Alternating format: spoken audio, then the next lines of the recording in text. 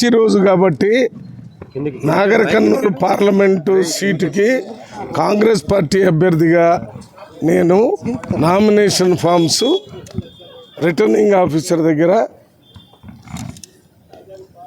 ఇవ్వటం జరిగింది.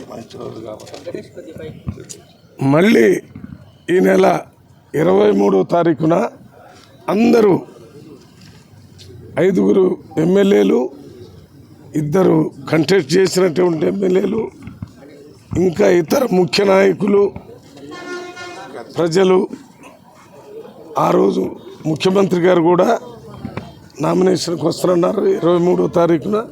అందువల్ల 23వ తారీఖున జరిగే నామినేషన్కి ప్రజలందరూ పెద్ద ఎత్తున వస్తారు. ఈరోజు ఒక్క 5 నేను, దామోదర్ రెడ్డి గారు, రాజేష్ రెడ్డి గారు, డాక్టర్ వంశీకృష్ణ గారు, మన ప్రపోజర్ హబీబ్ గారు, మేమంతా 5 లోనకెళ్ళి మా కుమారుడు సిద్ధు అందరం పోయి నామినేషన్ వేసి రావటం జరిగింది. కానీ ఇది మంచి రోజు కాబట్టి ఒక సెట్ వేసాం. దీన్ని ఎవరు ఇంకో రకంగా భావించొద్దు.